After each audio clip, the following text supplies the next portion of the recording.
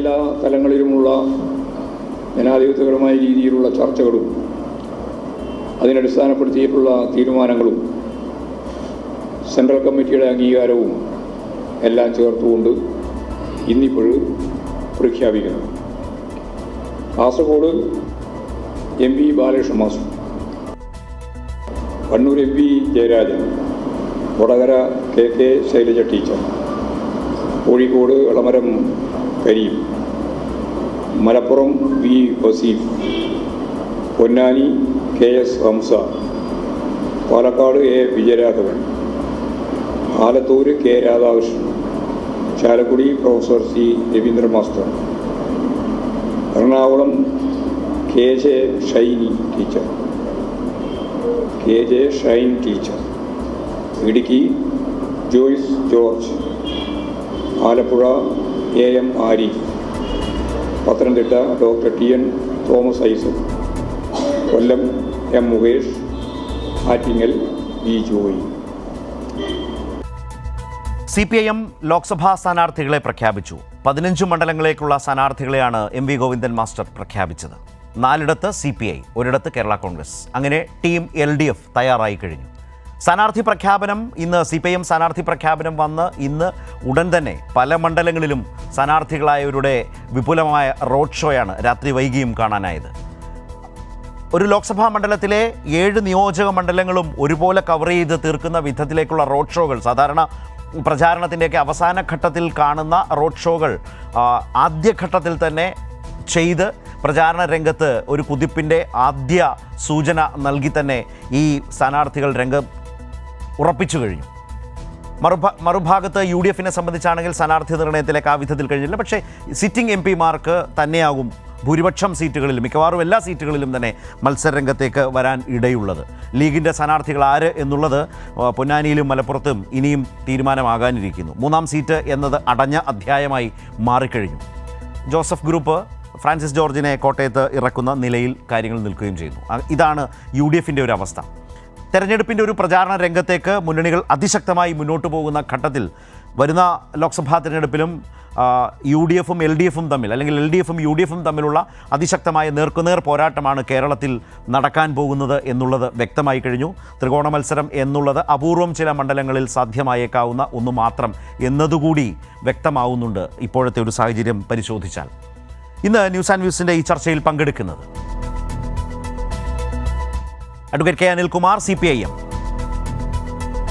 Shri George Podippara, മാധ്യമപ്രവർത്തകൻ, ശ്രീ സജീവൻ, മാധ്യമപ്രവർത്തകൻ.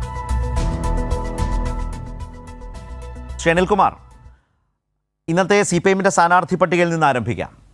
ആ പട്ടിക പരിശോധിച്ചാൽ അത് ഇനി വരാൻ പോകുന്നൊരു മത്സരം ഒട്ടും ലളിതമാവില്ല, അത്ര എളുപ്പമാവില്ല എന്ന നിലയിൽ തന്നെയാണോ CPIM വിലയിരുത്തുന്നത്? കാരണം ആ ലിസ്റ്റ് നോക്കിയാൽ അതിനകത്ത് മന്ത്രിമാരുണ്ട്, മുൻമന്ത്രിമാരുണ്ട്, MLA മാരുണ്ട്. അപ്പോൾ അങ്ങനെ നിലവിൽ തന്നെ ഉത്തരവാദിത്വം കൈയാളുന്നവരെയും ഒക്കെ മത്സരരംഗത്തേക്ക് ഇറക്കേണ്ടി വന്നിട്ടുണ്ട്, അല്ലെങ്കിൽ ഇറങ്ങിയിട്ടുണ്ട് ഇന്നത്തെ ഈ സ്ഥാനാർത്ഥി പട്ടിക നോക്കിയാൽ. 2024 തിരഞ്ഞെടുപ്പ് ഓരോ വ്യക്തിയെയും നമ്മുടെ രാഷ്ട്രത്തെയും അതിൻ്റെ ഭാവി നിർവചിക്കുകയും നിർണ്ണയിക്കുകയും ചെയ്യുന്ന ഒരു തിരഞ്ഞെടുപ്പാണ്. നമ്മുടെ ഇഷ്ടങ്ങൾ, നമ്മളുടെ അവകാശങ്ങൾ, നമ്മുടെ സ്വാതന്ത്ര്യങ്ങൾ, നമ്മൾ ഇന്നേ വരെ രൂപപ്പെടുത്തിയിട്ടുള്ള ജീവിത പരിസരങ്ങൾ, ഇവയെല്ലാം നിലനിൽക്കാൻ വേണ്ടി അല്ലെങ്കിൽ അതിനെ കുറെ കൂടെ മെച്ചപ്പെടുത്താൻ വേണ്ടിയുള്ള ഓരോ മനുഷ്യൻ്റെയും അവകാശങ്ങളെ തീരുമാനിക്കുന്നൊരു തിരഞ്ഞെടുപ്പാണ്. അതുകൊണ്ട് തന്നെ മറ്റെന്തിനും മേലെ ഇന്ന് നമുക്ക് ലഭ്യമായ അവകാശങ്ങൾ അതേപോലെ നിലനിൽക്കുന്ന, അതിനേക്കാൾ മേറെ അവകാശങ്ങൾ എത്തിപ്പിടിക്കാൻ കഴിയുന്ന ഭരണഘടനയെ മുന്നോട്ട് വെച്ചാണ് ഈ പോരാട്ടം നടത്തുന്നത്. ഈ തെരഞ്ഞെടുപ്പിന് മേലെ, ഈ പോരാട്ടത്തിന് മേലെ മറ്റൊന്നുമില്ല. അതുകൊണ്ട് നമ്മൾ സ്വാതന്ത്ര്യ സമര കാലത്തൊക്കെ രൂപീകരിക്കപ്പെട്ടിട്ടുള്ളൊരു മാനസികാവസ്ഥയുണ്ട്. എന്തും ചെയ്യാൻ തയ്യാറാവുക. ആ യുദ്ധത്തിനകത്ത് മരണമാണ് വരുന്നതെങ്കിൽ ആ മരണത്തെ പുഞ്ചിരിയോടെ സ്വീകരിക്കുക എന്ന സർദാർ ഭഗത് സിംഗിൻ്റെ ധീരമായ ദേശാഭിമാനപരമായ മഹാത്യാഗത്തെ ഓർമ്മിപ്പിക്കുന്ന പോരാട്ടത്തിൻ്റെ വാതായനങ്ങളാണ് 2024 എന്ന ഈ തെരഞ്ഞെടുപ്പിൻ്റെ മുഹൂർത്തം നമ്മളിൽ മുന്നോട്ട് വെക്കുന്നത്. ഈ തെരഞ്ഞെടുപ്പിൽ നരേന്ദ്രമോദി അവകാശപ്പെട്ടതുപോലെ 370+ എന്നൊരു രാഷ്ട്രീയ സാഹചര്യം ഇന്ത്യയിലില്ല. അതുകൊണ്ട് തന്നെയാണ് ഓരോ സംസ്ഥാനത്തും കോൺഗ്രസിൻ്റെയും മറ്റ് അവസരവാദ പ്രതിപക്ഷ പാർട്ടികളുടെയും നേതാക്കന്മാരെ ഓരോ ദിവസവും എന്ന പോലെ റിക്രൂട്ട് ചെയ്തുകൊണ്ടിരിക്കുന്നത്. ഓരോ ദിവസവും നമ്മൾ സ്കോർ ബോർഡ് തെളിക്കുമ്പോൾ കാണാൻ കഴിയും. ഉത്തരാഖണ്ഡിലെ അല്ലെ ജാർഖണ്ഡിലെ കോൺഗ്രസിൻ്റെ MPയെയും കൊണ്ട് ഇതാ BJP പോയിരിക്കുന്നു. അശോക് ചൗഹാൻ എന്ന് പറയുന്ന മഹാരാഷ്ട്രത്തിലെ കോൺഗ്രസിൻ്റെ മുൻ മുഖ്യമന്ത്രിയെയും കൊണ്ട് BJP പോയിരിക്കുന്നു. തമിഴ്നാട്ടിലെ കോൺഗ്രസിൻ്റെ ചീഫ് വിപ്പിനെയും കൊണ്ട് BJP പോയിരിക്കുന്നു. ചില കോൺഗ്രസ് നേതാക്കന്മാരുടെയും UDF നേതാക്കന്മാരുടെയും കാലിൽ നരേന്ദ്രമോദി അല്ലെങ്കിൽ കഴുത്തിൽ നരേന്ദ്രമോദി റേഡിയോ കോളർ ഘടിപ്പിച്ച് വിട്ടിരിക്കുകയാണ്. അങ്ങനെ അദ്ദേഹം അത്താഴ വിരുന്ന് കൊടുക്കുകയോ അല്ലെങ്കിൽ അദ്ദേഹം ഉച്ചവിരുന്ന് കൊടുക്കുകയോ ചെയ്ത ചില ആളുകൾ ഇപ്പോൾ തന്നെ റേഞ്ചിനകത്താവുകയും BSPയുടെ ഒരു MP ഉത്തർപ്രദേശിൽ നിന്നും ബഹുമാനപ്പെട്ട NK പ്രേമചന്ദ്രനോടൊപ്പം ഭക്ഷണം കഴിച്ചയാൾ മോദിയുടെ ക്യാമ്പിൽ എത്തിക്കഴിയുകയും ചെയ്തിരിക്കുകയാണ്. അതുകൊണ്ട് തന്നെ രാഷ്ട്രീയ ദൃഢതയുള്ളവർ പാർലമെൻറ്റിലെത്തണം. അവർ നേതൃവൈഭവമുള്ളവരായിരിക്കണം. നമ്മുടെ കൈരളിയുടെ ഏറ്റവും പ്രിയപ്പെട്ട സമ്പത്തും കൈരളിയുടെ അഭിമാനവുമായ ജോൺ ബ്രിട്ടാസ് MP പാർലമെൻറ്റിലേക്ക് നിയോഗിക്കപ്പെട്ട ഘട്ടത്തിൽ പല ആളുകളും പറഞ്ഞു, എന്തുകൊണ്ടാണ് ജോൺ ബ്രിട്ടാസിനെ പാർലമെൻറ്റിലേക്ക് അയക്കുന്നത് എന്ന്. ഇന്ന് കേരളത്തിൽ നിന്ന് പോകുന്ന ഇടതുപക്ഷത്തിൻ്റെ രാജ്യസഭാ അംഗങ്ങൾ ഓരോരുത്തരും അവർ വ്യക്തിപരമായും അതുപോലെ തന്നെ ജോൺ ബ്രിട്ടാസ് ഒരു വ്യക്തി എന്ന നിലയ്ക്കും ഈ ഇരുട്ട് നിറഞ്ഞ അന്തരീക്ഷത്തിൽ എങ്ങനെയാണ് പാർലമെൻറ്റിൽ വെള്ളി വെളിച്ചം ഇടിമിന്നൽ പോലെ സൃഷ്ടിച്ചുകൊണ്ടിരിക്കുന്നതെന്ന് നാം കാണുകയാണ്. ആ കരുത്തോടുകൂടി 20 പേർ ഇന്ത്യൻ പാർലമെൻറ്റിലേക്ക് ഇരച്ചു കയറിയാൽ ഭഗത് സിംഗ് ഇന്ത്യൻ പാർലമെൻറ്റിൽ ബ്രിട്ടീഷുകാരുടെ കാതു കേൾക്കുന്നില്ലെങ്കിൽ നിങ്ങളുടെ കാതുകൾ കേൾക്കാൻ പറ്റുന്നൊരു ഇടിമുഴക്കം ഇതാ എൻ്റെ ബോംബിലൂടെ കേരളം സൃഷ്ടിക്കാൻ പോകുന്ന ഇടിമുഴക്കത്തിൻ്റെ ആരവം ഇതാ ഈ തെക്കൻ കേരളത്തിൽ നിന്ന് 20 ഇടതുപക്ഷ MPമാരുടെ ഉജ്ജ്വലമായ മുന്നേറ്റത്തോടെ സൃഷ്ടിക്കാമെന്ന പ്രതീക്ഷയോടുകൂടി തന്നെയാണ് ഞങ്ങൾ 20 രക്ഷപ്പെട്ട് പ്രവർത്തിക്കുന്നുവെന്ന് ബഹുമാനപ്പെട്ട ഗോവിന്ദൻ മാസ്റ്റർ മുന്നോട്ട് വെക്കുന്ന ആശയം. അത് വെറുതെ പറയുന്ന കാര്യമല്ല. മതനിരപേക്ഷത മനസ്സിൽ സൂക്ഷിക്കുന്ന, ഇപ്പോൾ നമ്മൾ ഓരോരുത്തരും വിശ്വസിച്ചുകൊണ്ടിരിക്കുന്ന വിശ്വാസങ്ങൾ എന്താണോ ആ വിശ്വാസത്തിൻ്റെ പേരിൽ തല താഴാതിരിക്കാൻ, ആ വിശ്വാസ സങ്കേതങ്ങളെ നിലനിർത്തണമെന്ന് ആഗ്രഹിക്കുന്നവർക്ക് ഇടത് വലത് നോക്കാതെ മറ്റൊരു വഴി നോക്കാതെ ദൃഢതയോടെ പിടിക്കാവുന്ന ഒരു ഇടമേത് എന്ന് ചോദിച്ചാൽ ആ ഇടം കേരളമാണ്. കേരളത്തെ ആ ഇടമാക്കി നിലനിർത്തുന്നത് ഇടതുപക്ഷവുമാണ്. അതിൻ്റെ 20 പ്രതിനിധികൾ രംഗത്ത് വന്നിരിക്കുന്നു. ഓരോരുത്തരുടെയും തലപ്പൊക്കം പ്രത്യേകിച്ച് ഞാൻ പറയേണ്ടതില്ല. CPIയുടെ, CPMൻ്റെ, കേരള കോൺഗ്രസ് എമ്മിൻ്റെ ഓരോ നേതാക്കന്മാരും പ്രതിനിധികളായി വരുമ്പോൾ അവരിലൂടെ ലക്ഷക്കണക്കിന് മനുഷ്യർ ഈ ലോകത്തോട് രാജ്യത്തോട് സംവദിക്കുകയാണ്, മലയാളിക്ക് വേണ്ടി സംവദിക്കുകയാണ്. ഈ പോരാട്ടത്തിൽ ഇതാ ഞങ്ങളുടെ പോർമുഖങ്ങൾ, ഞങ്ങളുടെ സൂര്യമുഖങ്ങൾ ഇതാ നിങ്ങൾ കാണൂ. അതുകൊണ്ട് നിറഞ്ഞ അഭിമാനത്തോടു കൂടിയാണ് 20 ഇടതുപക്ഷ നേതാക്കന്മാരെ LDF സ്ഥാനാർത്ഥികളായി പ്രഖ്യാപിച്ചിട്ടുള്ളത്. നിറഞ്ഞ പ്രതീക്ഷയോടെ ഇന്ത്യ കേരളത്തെ കാത്തിരിക്കുകയാണ്. റൈറ്റ്. ഞാൻ ശ്രീ അനിൽകുമാറിലേക്ക് വരാം. താങ്കൾ ആമുഖമായി പൊതുവായി ഈ സ്ഥാനാർത്ഥി പട്ടികയുടെ രാഷ്ട്രീയമായ മികവിനെക്കുറിച്ചാണ് സൂചിപ്പിച്ചത്. പക്ഷേങ്കിലും മണ്ഡലം തിരിച്ച് മത്സര സാധ്യതയുടെ ഒരു ചിത്രം തെളിയുന്ന പശ്ചാത്തലം കൂടി വെച്ചുകൊണ്ട് സംസാരിക്കേണ്ടതായി വരും. പ്രത്യേകിച്ച് നമ്മൾക്കൊപ്പം ഈ ചർച്ചയിലുള്ളത് 2 മുതിർന്ന മാധ്യമ പ്രവർത്തകർ കൂടിയാണ്. എനിക്ക് അദ്ദേഹം പറഞ്ഞതിലൊരു പരാമർശം ശ്രദ്ധേയമായി വരാനിടയുള്ള ഒന്ന് കണ്ടത്, മോദി റേഡിയോ കോളർ ഘടിപ്പിച്ചു വിട്ട MP എന്ന നിലയിലേക്ക് എത്ര ശക്തമായിട്ടാണ് സമീപകാലത്തെ ഒരു രാഷ്ട്രീയ കാഴ്ചയെ പ്രതിപാദിച്ചത് എന്നത് പറഞ്ഞു പോവാതെ വയ്യ എന്നുള്ളതുകൊണ്ട് ഞാനതിൽ നിന്ന് പ്രത്യേകം പറഞ്ഞു എന്ന് മാത്രം. ശ്രീ പൊടിപ്പാറ അത് കേട്ട് ചിരിക്കുന്നുണ്ട്. ഇതിൽ ഞാൻ അദ്ദേഹത്തിന്റെ ഭാഷയും അദ്ദേഹത്തിന്റെ അവതരണത്തിന്റെ ഭംഗിയും ആസ്വദിക്കുക. അതെ, അപ്പോൾ ഞാൻ അദ്ദേഹത്തെ അഭിനന്ദിക്കുന്നു. ഒരു ദിവസം അദ്ദേഹത്തിന് നൽകാവുന്ന മികച്ച ഇൻട്രോ തന്നെയാണ് നൽകിയത്. ചില അഭിപ്രായ വ്യത്യാസങ്ങളുണ്ട്, അതിലേക്കാണ് വരുന്നത്. പതിവിലേറെ അതെ, ഞാൻ അതിലേക്ക് താങ്കളിലേക്ക് തന്നെയാണ് വരുന്നത്. നമുക്കറിയാം, ഇപ്പോൾ 2019 ലോക്സഭാ തെരഞ്ഞെടുപ്പിൻ്റെ ഒരു അന്തരീക്ഷം ഉണ്ടായിരുന്നു. അന്നത്തെ CPIMനും ഇടതുമുന്നണിക്കും ഉണ്ടായ കനത്ത തിരിച്ചടിയുണ്ട്. 2024 പ്രാധാന്യം പൊതുവിലും LDFനെ സംബന്ധിച്ചുമുള്ളതും അദ്ദേഹം പറഞ്ഞു വെച്ചു. അപ്പോൾ അത്തരമൊരു ഘട്ടത്തിൽ പരമാവധി വിജയം എന്നുള്ളതിലേക്ക് പോകാൻ ഒരു വിട്ടുവീഴ്ചയുമില്ലാതെ പോകേണ്ടതുണ്ട് എന്ന നിലയിലേക്ക് ആ മുന്നണി അതിൻ്റെ സ്ഥാനാർത്ഥികളെ അദ്ദേഹം വിശേഷിപ്പിച്ചതുപോലാണെങ്കിൽ കേരളത്തിനും ഇന്ത്യക്കും വേണ്ടിയുള്ള പോരാളികൾ വളരെ സജീവമായി പാർലമെൻ്ററി പ്രവർത്തനത്തിൽ ഇടപെടുക എന്നുള്ളതിലേക്ക് പോകാൻ കഴിയുന്ന, അങ്ങനെ ജനങ്ങൾക്ക് വോട്ടർമാർക്ക് ബോധ്യമുള്ള ഒരു വിപുലമായ പട്ടികയെ, വിജയം മാത്രം ലക്ഷ്യം വെച്ചുള്ള ഒരു പട്ടികയെ CPIM-ന് അദ്ദേഹം 15-ൽ തുടങ്ങാമെന്ന് വിചാരിക്കുന്നു. ഇന്നതാണല്ലോ സംഭവിച്ചത്. അവതരിപ്പിക്കാനായോ? എങ്ങനെയാണ് താങ്കൾ അനലൈസ് ചെയ്യുന്നത് ശ്രീ പൊടിപ്പാറ? തീർച്ചയായിട്ടും ഞാൻ നേരത്തെ പറഞ്ഞ അത് അവിടെ തന്നെ നിൽക്കട്ടെ. അനിൽകുമാർ ഒരു CPM-ന്റെ ഒരു സംസ്ഥാന കമ്മിറ്റി അംഗം എന്നുള്ള നിലയിൽ CPM-ന്റെ സ്ഥാനാർത്ഥി പട്ടിക പുറത്തു വന്ന ദിവസം വളരെ മനോഹരമായിട്ട് തന്നെ ആ സ്ഥാനാർത്ഥികളെ കുറിച്ചും പാർട്ടിയുടെ ലക്ഷ്യങ്ങളെക്കുറിച്ചും പാർട്ടി എന്താണ് മുന്നോട്ട് വെക്കുന്നത്, പാർട്ടിയുടെ മനസ്സിലുള്ളത് എന്താണ്, പാർട്ടി ആഗ്രഹിക്കുന്നത് എന്താണ്, ഇന്ത്യയുടെ രാഷ്ട്രീയ ഭൂമിക എന്താണ്, അവിടെ CPM-ന് അല്ലെങ്കിൽ ഇടതുമുന്നണിക്ക് നിർവഹിക്കേണ്ട റോൾ എന്താണ്, പാർലമെന്റിൽ ഈ എന്താ പറയാ പരിണതപ്രജ്ഞരായ ഈ സ്ഥാനാർത്ഥികളെ പാർലമെന്റിലേക്ക് എത്തിക്കാൻ പാർട്ടി ഉദ്ദേശിക്കുന്നത് എന്തുകൊണ്ടാണ് തുടങ്ങിയ കാര്യങ്ങളൊക്കെ അദ്ദേഹത്തിന്റെ പാർട്ടിയുടെ വീക്ഷണകോണിൽ നിന്നുകൊണ്ട് വളരെ ഭംഗിയായി വളരെ സമർത്ഥമായി അവതരിപ്പിച്ചു എന്ന് അംഗീകരിക്കാൻ എനിക്ക് ഒരു മടിയില്ല. പക്ഷെ അദ്ദേഹം ഇത് പറയുമ്പോൾ മറുവശത്ത് CPM-ന് എത്രത്തോളം ഈ തെരഞ്ഞെടുപ്പ് പ്രധാനമാണോ, അല്ലെങ്കിൽ ഇടതുമുന്നണിക്ക് എത്രത്തോളം പ്രധാനമാണോ, അത്രത്തോളം തന്നെ പ്രാധാന്യം UDF-നും അതിന് നേതൃത്വം നൽകുന്ന കോൺഗ്രസിനുമുണ്ട്. ദേശീയ രാഷ്ട്രീയത്തിൽ CPM-നെ സംബന്ധിച്ചിടത്തോളം CPM-ന് നിർവഹിക്കാവുന്ന പങ്കിന് പരിമിതിയുണ്ട്. ഏതെങ്കിലും രീതിയിൽ അനിൽകുമാർ രാജ്യത്തെ ഏറ്റവും വലിയ വെല്ലുവിളി എന്ന് കരുതുന്ന ഫാസിസ്റ്റ് ശക്തിക്കെതിരെ അഥവാ BJP-ക്കും സംഘപരിവാറിനുമെതിരെ ഒരു പോരാട്ട ഭൂമിക തുറക്കാനാണ് കേരളം ഉദ്ദേശിക്കുന്നത്, അതിന് പറ്റിയ നേതാക്കളെ മുന്നോട്ട് വെച്ചുകൊണ്ട് ഈ തെരഞ്ഞെടുപ്പിൽ വലിയൊരു വിജയം നേടുക എന്ന് ലക്ഷ്യമിടുമ്പോൾ അതിനേക്കാൾ വലിയ പങ്ക് വഹിക്കാൻ കഴിയുന്ന കോൺഗ്രസിനെ സംബന്ധിച്ചിടത്തോളം, അല്ലെങ്കിൽ കോൺഗ്രസിനെ സംബന്ധിച്ചിടത്തോളം അവർക്ക് ഈ തെരഞ്ഞെടുപ്പ് CPM-നേക്കാൾ നിർണായകമാണ്.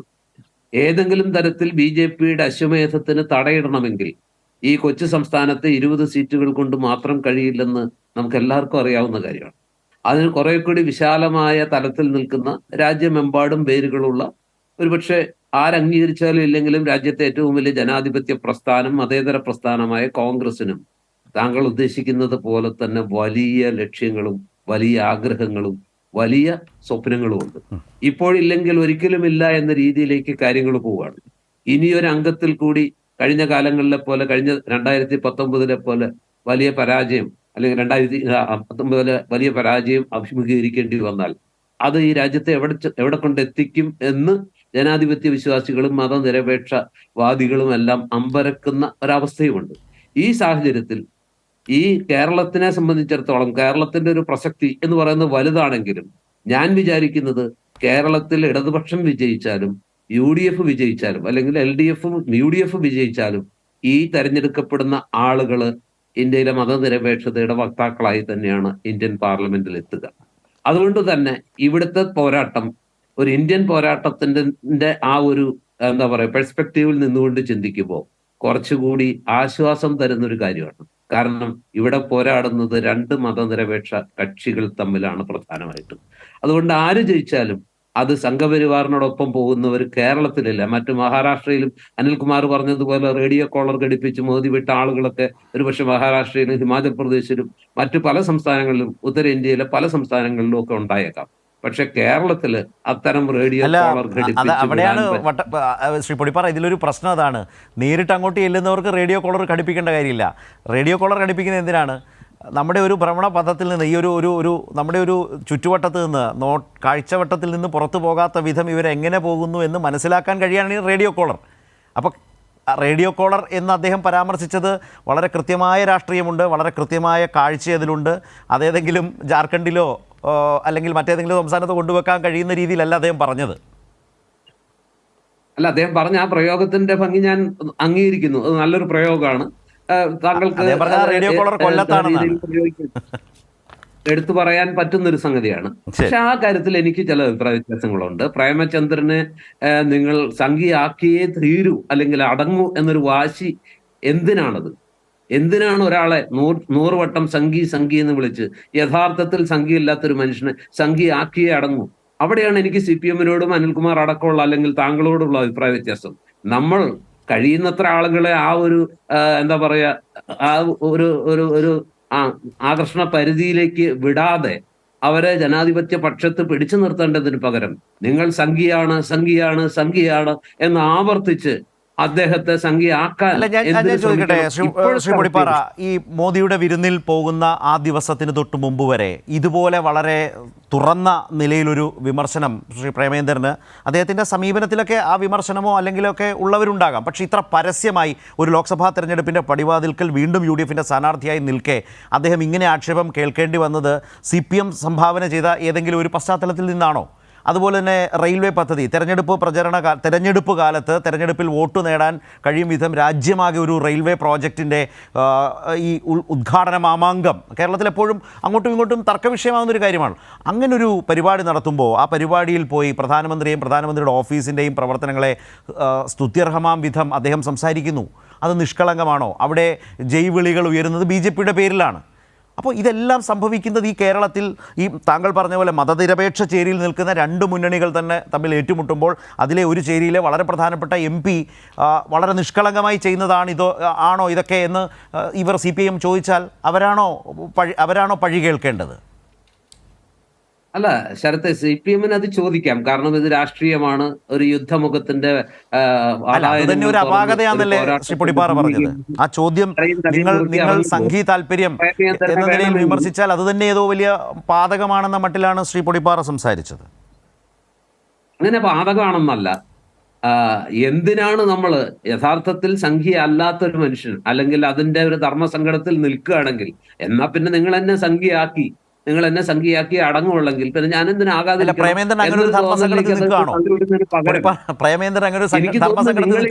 എത്രയോ കാലമായിട്ട് എനിക്ക് തോന്നുന്നത് പ്രേമചന്ദ്രന് അങ്ങനെ ഒരു ധർമ്മസങ്കടമുണ്ട്. പ്രേമചന്ദ്രൻ, ഞാൻ പറയുന്നു ശരത്തെ, പ്രേമചന്ദ്രൻ സംഘി കൂടാരത്തിലേക്ക് പോകുന്ന ഏറ്റവും അവസാനത്തെ ആളുകളിൽ ഒരാളായിരിക്കും എന്ന് വിശ്വസിക്കുന്ന ഒരാളാണ് ഞാൻ. അത്തരം ഒരു പ്രവചനത്തിന് ഞാനില്ല. പക്ഷെ താങ്കൾ പറഞ്ഞ വാചകത്തിൽ ധർമ്മസങ്കടം എന്ന് പ്രയോഗിച്ചു. രാഷ്ട്രീയത്തിൽ അങ്ങനെ ഒരു ധർമ്മസങ്കടത്തിന്റെ പ്രശ്നമുണ്ടോ?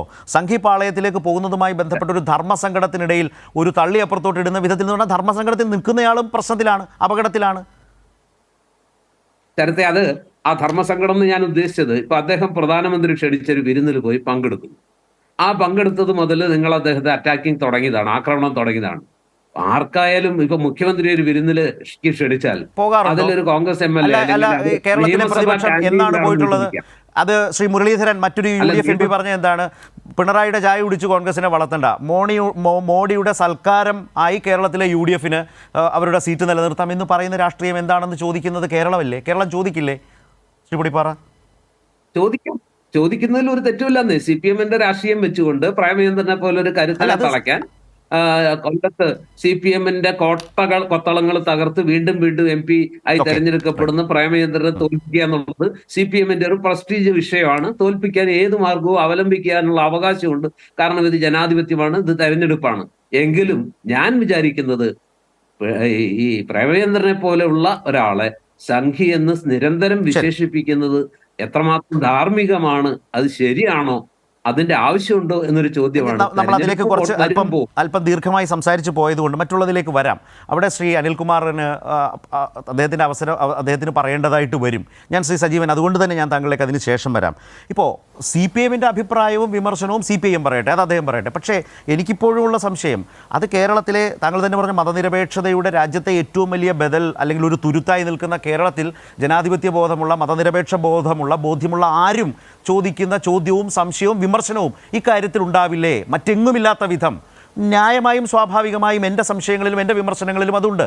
CPM-ന്റെ വിമർശനത്തിലോ കുറ്റപ്പെടുത്തലിലോ ഉണ്ടെങ്കിൽ അത് അദ്ദേഹം പറയട്ടെ. ഞാൻ അതിനെ രണ്ടായി തന്നെ കണ്ടുകൊണ്ട് ഞാൻ പറഞ്ഞു എന്ന് മാത്രം. ഇനി ഇത്രയേറെ അദ്ദേഹം പറഞ്ഞതുകൊണ്ട് അദ്ദേഹം പറഞ്ഞതൊക്കെ താങ്കൾ നോട്ട് ചെയ്തിട്ടുണ്ടാവും. ഈ വിഷയവുമായി ബന്ധപ്പെട്ട് താങ്കളുടെ ഒരു ചെറിയ മറുപടി ഉണ്ടെങ്കിലാവാം. അതിനുശേഷം ഞാൻ ശ്രീ സജീവനിലേക്ക് പോകും. ആദ്യഘട്ടം ചർച്ചയിൽ ഞാനൊരു കാര്യം പറഞ്ഞു. നരേന്ദ്രമോദി 370+ എന്ന് പറയുന്നത് യഥാർത്ഥത്തിൽ വങ്കത്തരമാണ് എന്ന് മോദിക്ക് തന്നെ അറിയാം. അതുകൊണ്ടാണ് അവർ കാലുമാറ്റത്തിലൂടെ ഈ കുറവ് നികത്താൻ ശ്രമിക്കുന്നതെന്നാണ് ഞാൻ വാദിച്ചത്. അവിടെയാണ് നമ്മൾ ധരിക്കേണ്ടതാണ്. CPM-ന്റെ സ്റ്റാൻഡ് അതാണ്. മാത്രമല്ല ബഹുമാനപ്പെട്ട ഗോവിന്ദൻ മാഷ്, സഖാവ് സീതാറാം യെച്ചൂരി, ഇവരെല്ലാം കേരളത്തിലും ഇന്ത്യയിലും നടത്തിക്കൊണ്ടിരിക്കുന്ന പ്രചരണം എന്തുകൊണ്ടാണ്? ഓരോ സംസ്ഥാനങ്ങളെയും എടുത്താൽ 37+ എന്ന 370+ എന്നുള്ള മോദിയുടെ അക്കസംഖ്യ കള്ളമാണ്. എന്തുകൊണ്ട് വരില്ല? ഇത് നമ്മൾ പ്രൂവ് ചെയ്യാൻ വേണ്ടി ഫൈറ്റ് ചെയ്തുകൊണ്ടിരിക്കുമ്പോൾ ബഹുമാനപ്പെട്ട NK പ്രേമചന്ദ്രൻ പറയുന്നത് എന്താണ്? നരേന്ദ്രമോദിയുടെ ഓഫീസ് കൃത്യമായി മോണിറ്റർ ചെയ്തുകൊണ്ട് ഈ പദ്ധതി പൂർത്തീകരിക്കുമെന്ന് എനിക്ക് ഉറപ്പാണ്. അതിനർത്ഥം എന്താണ്? ഇന്നലെ ഉദ്ഘാടനം ചെയ്ത റെയിൽവേയുടെ പദ്ധതികൾ നടപ്പാക്കാൻ നരേന്ദ്രമോദിയും അദ്ദേഹത്തിൻ്റെ ഓഫീസും ഭാവിയിലും ഉണ്ടാകും. അങ്ങനെ ഭാവിയിലും നരേന്ദ്രമോദിയും അദ്ദേഹത്തിൻ്റെ ആഫീസും അവിടെ ഇതേപോലെ പ്രവർത്തിക്കാനുണ്ടാകും എന്ന് ഉറപ്പ് കൊടുക്കുന്ന NK പ്രേമചന്ദ്രൻ MP യഥാർത്ഥത്തിൽ NDAയുടെ തുടർഭരണം ആഗ്രഹിക്കുന്നു. ഇന്ത്യ മുന്നണിയുടെ ഭരണമല്ല അദ്ദേഹം ആഗ്രഹിക്കുന്നത്. CPM പറയുന്ന നിലയ്ക്ക് ഞാൻ പറയുന്നത് ഇന്ത്യ മുന്നണി ഉണ്ടാകുമെന്നാണ്. ഇന്ത്യ മുന്നണിയുമായി ബന്ധപ്പെട്ട് LDFന്റെ കാഴ്ചപ്പാട് പറയാം. ഇവിടെ ബഹുമാനപ്പെട്ട പൊടിവാർ സാർ പറഞ്ഞപ്പോൾ കോൺഗ്രസിന് നിർണായകമാണ് ഈ തെരഞ്ഞെടുപ്പ് എന്ന് പറഞ്ഞു. ശരിയായിരിക്കും. പക്ഷെ ഞാൻ പറയുന്നത് CPMന്റെ പൊസിഷൻ അല്ലെങ്കിൽ LDFന്റെ പൊസിഷൻ എന്താ? കേരളത്തിൽ ആര് ജയിച്ചു എന്നുള്ളത് യഥാർത്ഥത്തിൽ ഇന്ത്യ രാജ്യത്തെ BJP വിരുദ്ധ കൂട്ടുകെട്ടിനെ ബാധിക്കുന്ന വിഷയമേ അല്ല. കാരണം 2004 കേരളത്തിൽ കോൺഗ്രസിന് ഒരു MP പോലും ഉണ്ടാകാത്ത വിധം തോറ്റു. എന്നിട്ട് എന്ത് സംഭവിച്ചു? ഇന്ത്യ രാജ്യത്ത് കോൺഗ്രസിന് പ്രധാനമന്ത്രി സ്ഥാനം കിട്ടാൻ ഒരുപാടും ഉണ്ടായില്ല. ആന്റണി അടക്കം അവിടെ പോയി EM അടക്കം കേന്ദ്രമന്ത്രിമാരായിരുന്നു. KC വേണുഗോപാലും വയലാർ രവിയും. അപ്പോൾ കേരളത്തിൽ നിന്ന് കോൺഗ്രസിന് MP മാർ ജയിച്ചിട്ടില്ലെങ്കിലും കേന്ദ്രത്തിൽ കോൺഗ്രസിന് മന്ത്രിമാരുണ്ടാകും, പ്രധാനമന്ത്രി ഉണ്ടാകും എന്നുള്ളത് തെളിയിക്കപ്പെട്ട കാര്യമാണ്. LDF ഇപ്പോഴും പറയുന്നത് 2004 ആവർത്തിക്കട്ടെ എന്നാണ്. കാരണം എന്താണ്? കേന്ദ്രത്തിൽ നമുക്കൊരു സംവിധാനം വരാം. അടുത്ത പ്രധാനമന്ത്രി ആരാണ്? അത് കഴിഞ്ഞ തെരഞ്ഞെടുപ്പ് കാലത്ത് രാഹുൽ ഗാന്ധി എന്ന് പറഞ്ഞിരുന്നു. ഇപ്പോൾ ബഹുമാനപ്പെട്ട ഗോവിന്ദൻ മാഷ് പറഞ്ഞു, ഒരു കൊച്ചുകുട്ടി പോലും രാഹുൽ ഗാന്ധി വീണ്ടും പ്രധാനമന്ത്രിയാണ് എന്നൊരു അഭിപ്രായത്തിലേക്ക് എത്തിയിട്ടില്ല. കാരണം എന്താണ്? ഇന്ത്യയുടെ യാഥാർത്ഥ്യം അതാണ്. അപ്പോൾ എന്ത് വേണം? അവിടെയാണ് LDF പറയുന്നത് നമുക്കൊരു ഉറപ്പ് കൊടുക്കാൻ ജനങ്ങൾക്ക്. എന്താണ് ഉറപ്പ്? ഒരു കാര്യത്തിൽ ഇന്ത്യ രാജ്യത്ത് 2024 തെരഞ്ഞെടുപ്പിന് മുമ്പുള്ള ഉറപ്പ്, മോദി വീണ്ടും വരാൻ പാടില്ല. മോദിയെ പുറത്താക്കണം, അല്ല ഈ BJPയെ പുറത്താക്കണം. രണ്ടാമത്തെ ഉറപ്പ് എന്താണ്? അങ്ങനെ മോദിയെ പുറത്താക്കുന്നതോടുകൂടി BJPയെ പുറത്താക്കുന്നതോടുകൂടി രാജ്യത്തിന് ഒരു അസ്ഥിരതയുണ്ടാവില്ല. സ്റ്റേബിൾ ഗവൺമെൻറ് വേണം. അതിനെന്ത് വേണം? സ്റ്റേബിൾ ഗവൺമെൻറ്റിനെ ബാക്കി ഇന്ത്യ മുന്നിലെ സഖ്യശക്തികൾ കൊടുക്കും. നിങ്ങൾ ഒന്നുകിൽ ജയിലിലേക്ക് പോകാൻ പോവാണ്. നിങ്ങളുടെ മുന്നിൽ 2 ചോദ്യമേ ഉള്ളൂ. 2024 തെരഞ്ഞെടുപ്പ് കഴിഞ്ഞ് ജയിലിൽ കിടക്കണോ? ഇന്ത്യയിലെ പ്രതിപക്ഷങ്ങളുടെ മുന്നിലുള്ള ചോദ്യമാണ്. നിങ്ങൾ ജയിലിൽ കിടക്കണമെങ്കിൽ ഇവർക്കെല്ലാം ഒരുമിച്ച് നിന്നുകൊണ്ട് കേന്ദ്രത്തിൽ ഈ മോദിയെയും BJPയെയും പ്രതിരോധിക്കുന്ന തരത്തിൽ ഗവൺമെന്റിൽ പ്രവർത്തിക്കൂ. അതല്ലേ ഈ ഇലക്ഷന്റെ മുന്നിൽ ഏറ്റവും പ്രധാനപ്പെട്ട പ്രശ്നം. ശരി. അതുകൊണ്ട് ജയിലിൽ കിടക്കുന്ന കാര്യത്തിൽ കമ്മ്യൂണിസ്റ്റുകാരാണോ കോൺഗ്രസ്സുകാരാണോ അവസാനം വരെ ഉണ്ടാവുക എന്നുള്ള കാര്യത്തിൽ ബഹുമാനപ്പെട്ട പൊടിവാർ സാറിന് സംശയം ഉണ്ടാവില്ലല്ലോ. CPMന്റെ ഭാവി എന്താണ്? CPMന്റെ കാര്യത്തിലുള്ള ശക്തി എന്താണ്? ഒന്നുകിൽ പാർലമെന്റിൽ പോകുന്ന കാര്യം പോട്ടെ, അവിടുത്തെ പോരാട്ടത്തിന്റെ കാര്യം ഞാൻ പറഞ്ഞു. നാളെ ജയിലിൽ പോകേണ്ടി വന്നാൽ അതിനും തയ്യാറാന്ന് പറയുന്നൊരു പാർട്ടിയാണ് കമ്മ്യൂണിസ്റ്റ് പാർട്ടി. പക്ഷെ കോൺഗ്രസിന് ഉറപ്പില്ല. പിന്നെ കോൺഗ്രസിന്റെ കേരളത്തിലെ കോൺഗ്രസും കേരളത്തിന് വേണ്ടിയുള്ള കോൺഗ്രസും രണ്ടാണോ? ഓക്കെ. എന്തുകൊണ്ട് കേരളത്തിലെ കോൺഗ്രസ് വേറെയായി?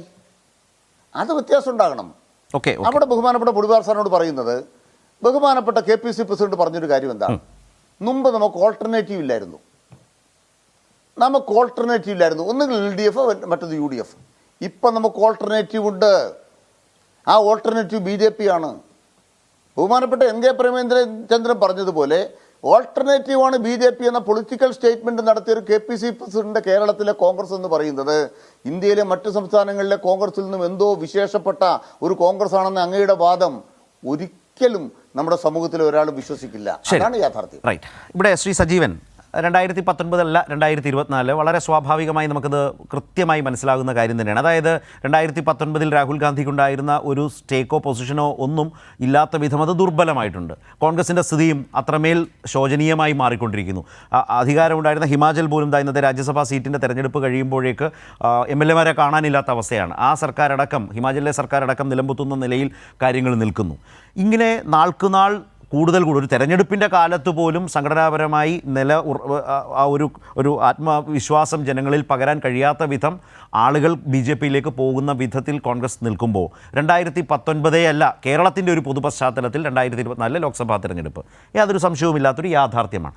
ആ യാഥാർത്ഥ്യത്തിൽ നിന്നുകൊണ്ട് അനുകൂലമായ നിരവധി രാഷ്ട്രീയ ഘടകങ്ങളും സാഹചര്യങ്ങളും ഉണ്ട് എന്ന് വിലയിരുത്തിക്കൊണ്ട് CPM ഇന്നൊരു സ്ഥാനാർത്ഥി പട്ടിക പുറത്തിറക്കുമ്പോൾ ആ നിലയിൽ നഷ്ടപ്പെട്ടു പോയ മണ്ഡലങ്ങളെ തിരിച്ചുപിടിക്കാൻ കഴിയുന്ന, പ്രത്യേകിച്ച് അപ്പുറത്ത് എല്ലാം UDFൻ്റെ സിറ്റിംഗ് MP-മാരാണ്, അവരെല്ലാം കേരളത്തിന് വേണ്ടി എന്തെല്ലാം കാര്യങ്ങൾ ലോക്സഭയിൽ പോയി ചെയ്തു എന്ന പ്രധാനപ്പെട്ട ചോദ്യവും വിമർശനവും മുഖ്യമന്ത്രി മുതൽ ഇങ്ങോട്ട് നിരന്തരം നടത്തിക്കൊണ്ടിരിക്കുന്ന ഒരു പൊതുരാഷ്ട്രീയ അന്തരീക്ഷമുണ്ട്. ആ പശ്ചാത്തലത്തിൽ നിന്നുകൊണ്ട് CPM-ൻ്റെ ഈ സ്ഥാനാർത്ഥി പട്ടിക, അതിൻ്റെ സാധ്യത ആ പാർട്ടി വിശകലനം ചെയ്യുന്നത് പോലെ ശക്തമായ മത്സരം കാഴ്ചവെക്കാൻ കഴിയുന്നതും കഴിഞ്ഞ തവണ നഷ്ടപ്പെട്ടു പോയ പിന്നീട് കോട്ടയം ഇപ്പുറത്തേക്ക് വന്ന് മുന്നണിയിലേക്ക് കേരള കോൺഗ്രസ് വന്നപ്പോൾ, അപ്പോൾ നഷ്ടപ്പെട്ടു പോയതിൽ ഒരുപാട് മണ്ഡലങ്ങൾ തിരിച്ചുപിടിക്കാൻ ശേഷിയുള്ള വിധത്തിലൊരു പട്ടികയിലേക്ക് CPM-ന് പോകാനായിട്ടുണ്ടോ ഇന്ന്? ശരത്ത്, ഇതേ ചോദ്യം ഈ സ്ഥാനാർത്ഥികൾ തീരുമാനിക്കുന്നതിന് മുമ്പേ സാധ്യത വെച്ചുകൊണ്ടൊരു ചർച്ചയിൽ ഉയർന്നിരുന്നു. അന്ന് UDF-നെ ഏതാണ് അനുകൂലിക്കുന്ന നിരീക്ഷകൻ ചോദിച്ചത്, അപ്പൊ കഴിഞ്ഞ പ്രാവശ്യം 2019 മത്സരിച്ച LDF-ന്റെ സ്ഥാനാർത്ഥികൾ എല്ലാവരും മോശക്കാരായിരുന്നു, ഇപ്പോഴുള്ള ആളുകൾ, ഇപ്പോൾ പേര് പറയപ്പെടുന്ന ആളുകളൊക്കെ ഗംഭീരന്മാരാണ് എങ്കിൽ കഴിഞ്ഞ തവണ മത്സരിച്ചവരൊക്കെ മോശക്കാരായിരുന്നു. കഴിഞ്ഞ തവണ മത്സരിച്ചവരാരും മോശക്കാരായിരുന്നില്ല. പക്ഷെ അവരിൽ നിന്ന് എന്തുകൊണ്ടാണ് ഇത്തവണത്തെ സ്ഥാനാർത്ഥികൾ വ്യത്യസ്തരാകുന്നത് എന്നുള്ളതിന് ഏറ്റവും പ്രധാനപ്പെട്ട കാര്യം, ഇപ്പോഴുള്ള സ്ഥാനാർത്ഥികളെ തന്നെ ഒരു മണ്ഡലത്തിൽ നിന്ന് വേറെ മണ്ഡലത്തേക്ക് മാറ്റിവെച്ചാൽ അവരുടെ വിന്നബിലിറ്റി എന്ന് പറയുന്ന സാധ്യത വളരെ കുറവാണ്. അതാണ് ഏറ്റവും പ്രധാനപ്പെട്ട. കഴിഞ്ഞ തവണത്തെ 2019 ഒരു സ്ഥാനാർത്ഥിയുടെ വിന്നബിലിറ്റിയെ കുറിച്ച് ചിന്തിച്ചിരുന്നില്ല, അത്ര കാര്യമായിട്ട് ചിന്തിച്ചിരുന്നില്ല. പക്ഷെ ഇത്തവണ അത് വളരെ കൃത്യം. ഞാൻ ഒറ്റ ഉദാഹരണം പറയാം. ഇപ്പോ MV ജയരാജൻ, അദ്ദേഹം കണ്ണൂരിൽ മത്സരിക്കുന്നു. അദ്ദേഹം വടകരയിലാണ് എങ്കിൽ അദ്ദേഹത്തിന്റെ സാധ്യത കുറവായിരിക്കും. കണ്ണൂർ എന്ന് പറയുന്ന ഒരു പൊളിറ്റിക്കൽ കോൺസ്റ്റിറ്റ്യുവൻസിയാണ്. അവിടെ ആ പൊളിറ്റിക്കൽ കോൺസ്റ്റിറ്റ്യുവൻസിയിൽ CPM-ന്റെ അതിശക്തനായിട്ടുള്ള ഒരു സ്ഥാനാർത്ഥി ഉണ്ടാവണം. വടകരയ്ക്ക് ഒരു പ്രത്യേകതയുണ്ട്. വടകരയിൽ കുറച്ച് പ്രശ്നങ്ങളൊക്കെ ഉണ്ടാകുന്നതാണ്. വടകര CPM-ന് അനുകൂലമായിട്ട് LDF-ന് കോട്ടയായത്, പക്ഷെ കൈവിട്ടുപോയി. പല 2-3 തവണയായിട്ട് ആ കൈവിട്ടു പോകുന്നൊരവസ്ഥ വന്നു. അത് അവിടെ വ്യക്തിപരമായി കൂടി വോട്ട് പിടിക്കാൻ പറ്റുന്ന ഒരാള്, CPM-ന്റെ കേന്ദ്ര കമ്മിറ്റി ആയിട്ടുള്ള ശൈലജ ടീച്ചർ, അത് ആരായിരിക്കണം നോക്കുമ്പോൾ ഇന്നൊരാളുടെ വിന്നബിലിറ്റി എന്ന് പറയുന്നത് സൂക്ഷ്മമായിട്ട് പരിശോധിച്ചിട്ട് നടപ്പാക്കുന്ന പറയുന്ന ഏറ്റവും ഗംഭീരമായ സംഭവം. ലീഗിന്റെ കോട്ടയായിട്ടുള്ള പൊന്നാനിയിൽ നമുക്കറിയാം ET മുഹമ്മദ് ബഷീർ എന്തുകൊണ്ടാണ് പൊന്നാനിയിൽ നിന്നും മലപ്പുറത്തേക്ക് മാറണമെന്ന് ആഗ്രഹിക്കുന്നത്?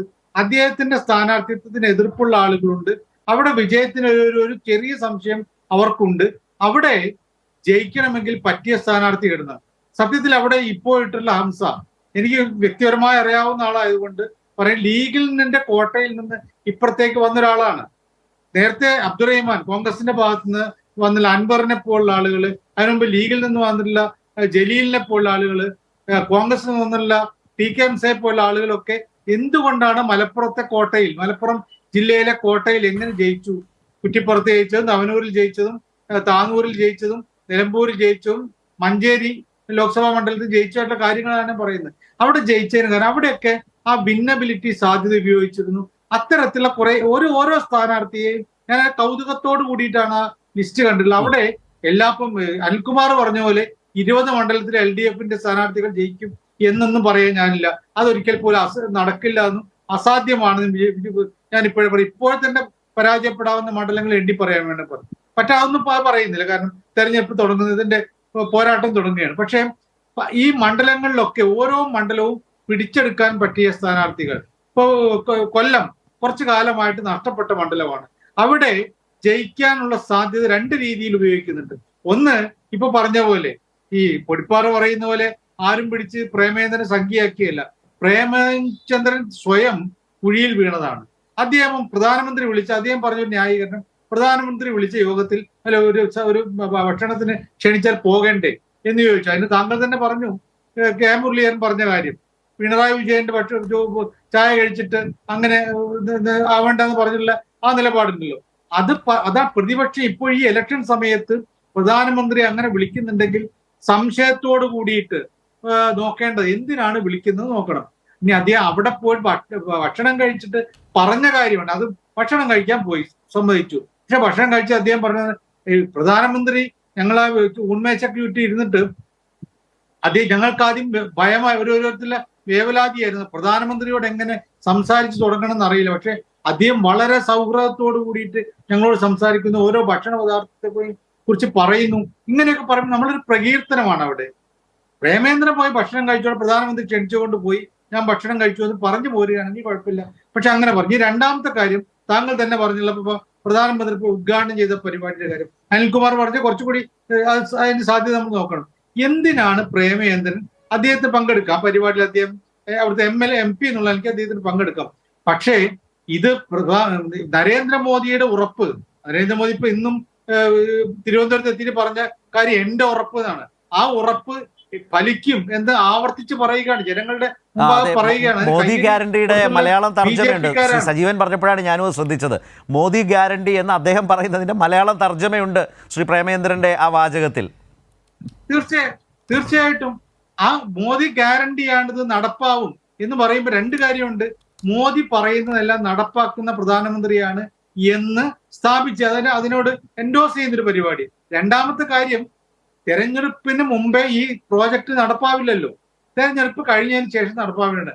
ഇദ്ദേഹം പറഞ്ഞ പ്രധാനമന്ത്രി ഉറപ്പ് വന്നു കഴിഞ്ഞാൽ അത് നടപ്പാക്കുന്ന പറയുമ്പോൾ അനിൽകുമാർ പറഞ്ഞ രീതിയിലും വ്യാഖ്യാനിക്കാം. അപ്പൊ ഇത്തരത്തിൽ ഒരു പ്രേമേന്ദ്രൻ നാളെ സംഖ്യയാവുന്നു, BJP-യിലേക്ക് പോകുന്നു എന്ന് ഞാൻ പറയുന്നില്ല. പക്ഷെ ഒരാള് നമ്മൾ വാക്കും പ്രവൃത്തിയും ഒക്കെ എപ്പോഴും സമയം നോക്കിയിട്ട് പ്രയോഗിക്കേണ്ടതാണ്. അത് പ്രേമേന്ദ്രൻ പ്രയോഗിച്ചില്ല. അത് സ്വാഭാവികമായിട്ടും LDF മുതലെടുക്കും, CPM മുതലെടുക്കും. അതിന്റെ ഒപ്പം ഈ ഇവിടെ കൊല്ലത്ത് MP എന്ന MLA എന്ന നിലയിൽ തന്റെ സാന്നിധ്യം തെളിയിച്ചിട്ടുള്ള മുകേഷിനോട് നിർത്തുന്നു. സാധ്യതകൾ നോക്കുക. അങ്ങനെയാണ് പറഞ്ഞത്. വിന്നബിലിറ്റി നോക്കിയിട്ടാണ് ഇപ്പോഴത്തെ രീതിയിൽ ഓരോ മണ്ഡലം എടുത്ത് പറഞ്ഞാൽ അത് പറയാം. വിന്നബിലിറ്റി നോക്കിക്കൊണ്ടാണ് സ്ഥാനാർത്ഥികൾ വെച്ചിട്ടുള്ളത്. ആ ഒരു സാധ്യത വെച്ചുകൊണ്ട് തീർച്ചയായിട്ടും ഈ പട്ടികയെ നമ്മള് പിന്നെ എന്താണ് ഏറ്റവും അടുത്ത കാലത്തായിട്ട് LDF പ്രത്യേകിച്ച് CPM മുന്നോട്ടേക്ക് വെച്ചിട്ടുള്ള അവർ പ്രഖ്യാപിച്ചിട്ടുള്ള സ്ഥാനാർത്ഥി പട്ടികയിൽ ഏറ്റവും നല്ല സ്ഥാനാർത്ഥി പട്ടികയാണ് എന്നാണ് ഞാൻ മനസ്സിലാക്കുന്നത്. ഇവിടെ ഞാൻ ശ്രീ പൊടിപ്പാറയിലേക്ക് വിന്നബിലിറ്റി വളരെ കാര്യമായി പരിശോധിച്ച് അതിനനുസരിച്ച് യുക്തമായ സ്ഥാനാർത്ഥി നിർണയം നടന്നു എന്നാണ് അദ്ദേഹം ഉദാഹരണ സഹിതം സൂചിപ്പിച്ചത്. അതിൽ താങ്കൾ എത്രമാത്രം അതിനോട് എനിക്ക് പേരുകൾ തന്നെ താരതമ്യം ചെയ്ത് സംസാരിക്കുന്നത് കുറെ കൂടി ആളുകൾക്ക് മനസ്സിലാകാൻ ഇടയായി. അദ്ദേഹം കൊല്ലത്തെക്കുറിച്ച് പറഞ്ഞു, പ്രേമചന്ദ്രനും അതുപോലെ തന്നെ മുകേഷും തമ്മിലുള്ളത്. ഇപ്പം ഞാൻ താങ്കളുടെ ചർച്ചയിലേക്കല്ല, പക്ഷേ അദ്ദേഹം കേട്ടിരുന്നത് കൊണ്ട് ഇപ്പോൾ ശ്രീ പ്രേമചന്ദ്രൻ്റെ RSP ഇടതുമുന്നണിയുടെ ഭാഗമായി വരികയും നിലനിൽക്കുകയും ആ കാലത്ത് അദ്ദേഹം പാർലമെൻറ്റിൽ ഉണ്ട് എങ്കിൽ ഇതേ പ്രധാനമന്ത്രി അദ്ദേഹത്തെ ഇതുപോലൊരു വിരുന്നിന് വിളിക്കുമോ എന്നൊരു ചോദ്യം ഇവിടെ ബാക്കിയുണ്ട്. ഇനി അഥവാ വിളിച്ചാൽ തന്നെ ആ ക്ഷണം അതേപടി സ്വീകരിച്ച് അതിന് പോകുമായിരുന്നോ എന്നൊരു ചോദ്യവും ശ്രീ പ്രേമചന്ദ്രൻ്റെ ഭൂതകാല രാഷ്ട്രീയത്തിൽ വെച്ചുകൊണ്ട് നമുക്ക് കാണാവുന്നതും പരിശോധിക്കാവുന്നതും കൂടിയാണ്. അത് തൽക്കാലം അതവിടെ അങ്ങനെ നിൽക്കട്ടെ, ബാക്കിയൊക്കെ അതിൻ്റെ വഴിക്ക് പോകട്ടെ. ഇവിടെ ശ്രീ പൊടിപ്പാറ താങ്കൾ പറഞ്ഞ പോലെ സജീവൻ പറഞ്ഞ പോലെ വിന്നബിലിറ്റി എന്നത് മണ്ഡലങ്ങളിലെ ഇപ്പോൾ UDF സിറ്റിംഗ് MP-മാരായതുകൊണ്ട് തന്നെ ആരൊക്കെ അവിടെ വരാൻ പോകുന്നു എന്ന് ഏതാണ്ട് എല്ലാ മണ്ഡലങ്ങളിലും പ്രത്യേകിച്ച് കോൺഗ്രസ് മണ്ഡലങ്ങളെക്കുറിച്ച് അറിയാം. ആലപ്പുഴയുടെ കാര്യത്തിലാണ് ഒരു അവ്യക്തത ഉള്ളത്. കണ്ണൂരിൽ സുധാകരൻ തന്നെ മത്സരിക്കും എന്ന് ഉറപ്പായി കഴിഞ്ഞു. അപ്പോൾ ആ വിന്നബിലിറ്റി എന്നുള്ളത് മണ്ഡലങ്ങളെ വെച്ച് ചിത്രം തെളിയുന്നൊരു പശ്ചാത്തലത്തിൽ എങ്ങനെ കാണുന്നു? UDF MP-മാർ സ്വാഭാവികമായും 5 വർഷക്കാലം തികച്ചതുകൊണ്ട് അവരുടെ ഒരു പെർഫോമൻസ് എങ്ങനെ, പ്രകടനം എങ്ങനെ എന്നുള്ളതും ഒരു ചർച്ചാ വിഷയമായി തെരഞ്ഞെടുപ്പിൽ മാറും. അതുകൂടി പരിഗണിച്ചുകൊണ്ട് താങ്കൾ എന്താണ് പറയുക?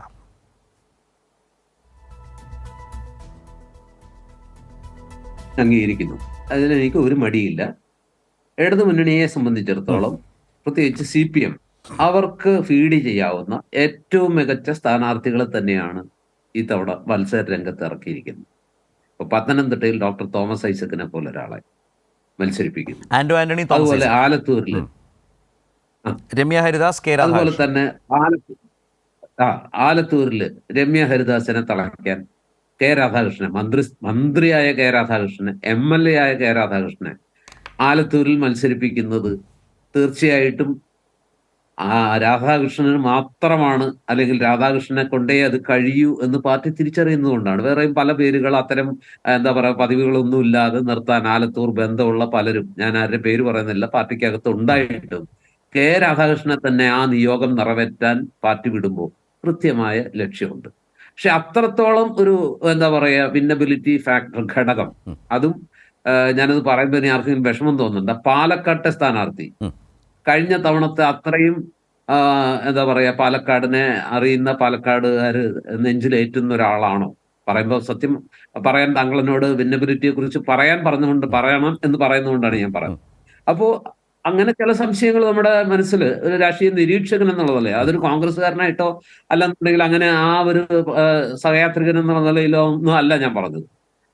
ഞാനിപ്പോ സംസാരിക്കുന്നത് രാഷ്ട്രീയ നിരീക്ഷകന്റെ നിഷ്പക്ഷ കണ്ണോട് കൂടിയിട്ടാണ്.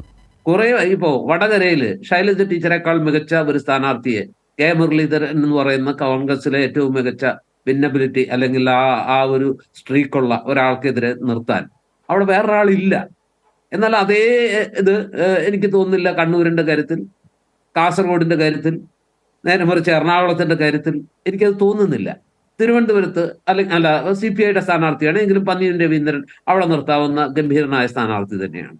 അതുപോലെ തൃശ്ശൂരില് ഇടതുമുന്നണിക്ക് കണ്ടെത്താവുന്ന ഏറ്റവും മികച്ച സ്ഥാനാർത്ഥി ആരെന്ന് ചോദിച്ചാൽ സുനിൽകുമാർ എന്ന് തന്നെ ഞാൻ പറയും. CPIയിൽ നിന്ന് കണ്ടെത്താവുന്ന ഏറ്റവും മികച്ച സ്ഥാനാർത്ഥി.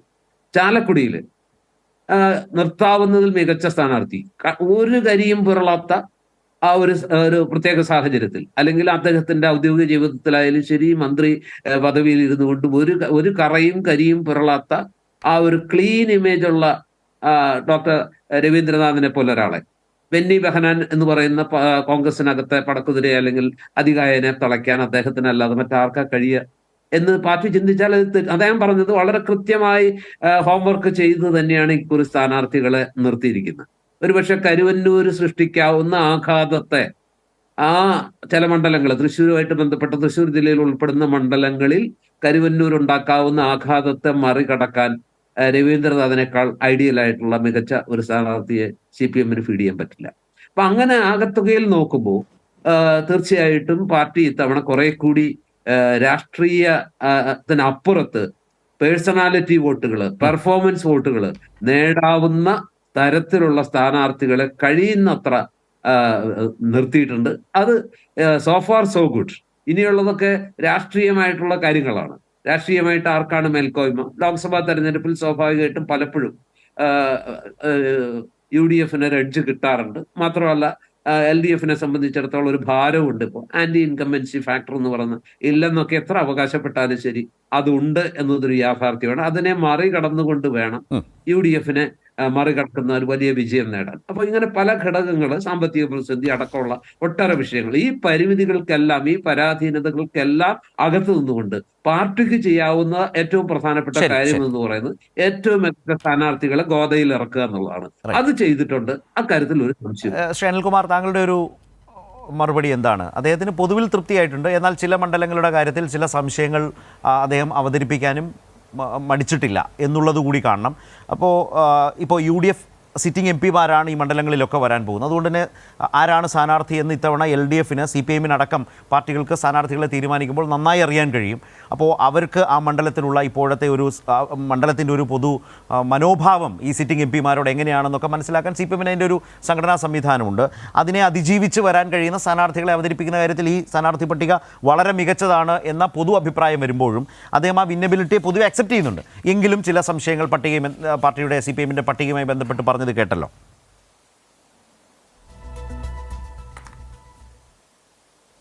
അവിടെ LDFൻ്റെ ഏതെങ്കിലും ഒരു സ്ഥാനാർത്ഥിയെ ഒറ്റ തിരിഞ്ഞ് നമ്മൾ വിലയിരുത്തേണ്ടതായിട്ടില്ല.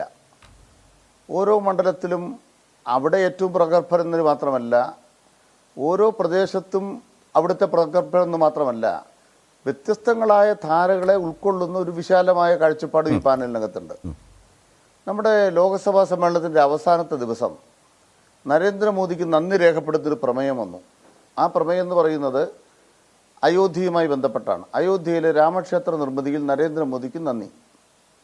ആ പ്രമേയത്തിൽ CPM ഇറങ്ങി പോന്നു, അതിനനുകൂലമായിട്ട് നിന്നില്ല. ആ ചർച്ചയിൽ നിന്ന് ലീഗ് വിട്ടുപോന്നു. ഇന്ത്യൻ യൂണിയൻ ലീഗ് വിട്ടുപോന്നപ്പം UDF വളർന്നു. ലോകസഭയിൽ നിങ്ങൾ 18 MP-മാർ ഒരുമിച്ച് പോയിട്ട് അതിൽ ലീഗിൻ്റെ 2 MP-മാർ ഇറങ്ങിപ്പോന്നെന്ന് പറഞ്ഞാൽ 16-ഉം 2-ആയി മാറി. ഈ 2 വെറും 2 അല്ല. ആ 16-ഉം 2-ഉം 2 എന്ന് പറയുന്നതിന് കാരണമെന്ത്? ആ കാരണം പരിശോധിക്കുമ്പോൾ ഈ കേരള ചരിത്രത്തിൽ തന്നെ ബാബറി മസ്ജിദിനെ തകർച്ചയ്ക്ക് ശേഷം ഒറ്റപ്പാലം ഉപതെരഞ്ഞെടുപ്പ് ഉണ്ടായിട്ടുണ്ട്.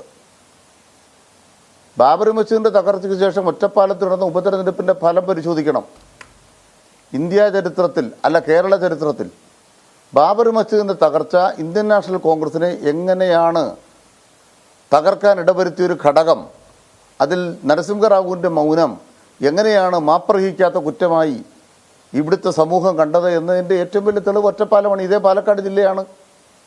ആ പാലക്കാട്ട് KR നാരായണൻ്റെ അദ്ദേഹം പ്രസിഡൻ്റായ ശേഷം നടന്ന തെരഞ്ഞെടുപ്പിലെ LDFൻ്റെ അനുകൂലമായ ഫലം എന്തായിരുന്നു? ഇന്ന് അതിന് സമാനമായി ഇന്ത്യൻ പാർലമെൻറ്റിനകത്ത് 18 MPമാരിൽ 16 പേർ ഒരു ഭാഗത്ത് നിൽക്കുകയും 2 പേർ ഇറങ്ങിപ്പോരുകയും ചെയ്തു. ഇറങ്ങിപ്പോയ ലീഗ് മാത്രമല്ല ഇറങ്ങിപ്പോന്നിട്ടുള്ളത്, തീവ്രമായ വേദനയോടുകൂടി ഈ നരേന്ദ്രമോദിക്ക് നന്ദി രേഖപ്പെടുത്തുന്ന കോൺഗ്രസ്സുകാരൻ്റെ അവിടുത്തെ ഇരിപ്പുണ്ടല്ലോ, ആ ഇരിപ്പ് അവസാനത്തെ ഇരിപ്പാണ്. ആ ഇരുന്ന ആളുകളാരും ഇനി ഇങ്ങോട്ട് വരേണ്ടതില്ല എന്ന് തീരുമാനിക്കുന്ന തരത്തിലേക്കുള്ള വൈകാരികതയുള്ള ഒരു അന്തരീക്ഷം ഈ കേരളത്തിലുണ്ട് എന്ന കാര്യം മറന്നു പോകരുത്. അതുകൊണ്ട് കേരളമാകെ ഈ 18 UDF MPമാരുടെ പ്രവർത്തനങ്ങൾ പരിശോധിക്കും. ആ പരിശോധിക്കുമ്പോഴാണ് നമ്മൾ തിരിച്ചറിയേണ്ടത് ഭിന്നബലിറ്റിയെക്കുറിച്ച്. ഈ MPമാർ പാർലമെൻറ്റിൽ പോയി കേരളത്തിന് വേണ്ടി വാദിച്ചോ? ഞാൻ ബഹുമാനപ്പെട്ട MK പ്രേമേന്ദ്രനെ കുറിച്ച് മുമ്പേ പറഞ്ഞു. കൊല്ലത്തൊരു പരിപാടി നടക്കുന്നു ഫാത്തിമ കോളേജിൽ. ഫാത്തിമ കോളേജിൽ നടക്കുന്ന പരിപാടിയിൽ അടുത്ത പ്രധാനമന്ത്രിയായി നിർമ്മല സീതാരാമൻ വരട്ടെ എന്ന് നിർമ്മല സീതാരാമനെ ആശംസിക്കുന്നു ബഹുമാനപ്പെട്ട MK പ്രേമേന്ദ്രൻ. അത് പ്രധാനമന്ത്രിയുടെ വിരുന്നിന് മുമ്പാണ്. അപ്പോൾ നിർമ്മല സീതാരാമനെ പ്രധാനമന്ത്രിയായിട്ട് കാണുന്നൊരു നിലപാട് സ്വീകരിച്ചത് കൊണ്ടാണോ നരേന്ദ്രമോദി നിർമ്മലയെ കാണണ്ട, എന്നെ തന്നെ പ്രധാനമന്ത്രിയായിട്ട് കണ്ടാൽ മതി, എനിക്ക് വേണ്ടി പറഞ്ഞു കിടക്കണമെന്ന് പറഞ്ഞ് ചോറ് കൊടുത്തത്? നമ്മളൊരു കാര്യം അവതരിപ്പിക്കുമ്പോൾ ഭിന്നബലിറ്റി എന്ന് പറഞ്ഞാൽ ഈ ഭിന്നബലിറ്റി വെറുതെ ഉണ്ടാകുന്നതല്ല. മനുഷ്യന്മാർ അവരുടെ മനസ്സിനകത്ത് രൂപപ്പെടുന്ന വികാര വിചാരങ്ങളും അവരുടെ ജീവിത ബോധ്യങ്ങളും ചേർന്ന രാഷ്ട്രീയത്തിൻ്റെ സമർപ്പണമാണ് തെരഞ്ഞെടുപ്പ്. ആ സമർപ്പണത്തിൽ 18 UDF MPമാർ കഴിഞ്ഞ ലോക്സഭാ തെരഞ്ഞെടുപ്പിൽ വിജയിച്ചു പോയവരവിടെ നിൽക്കുന്നു.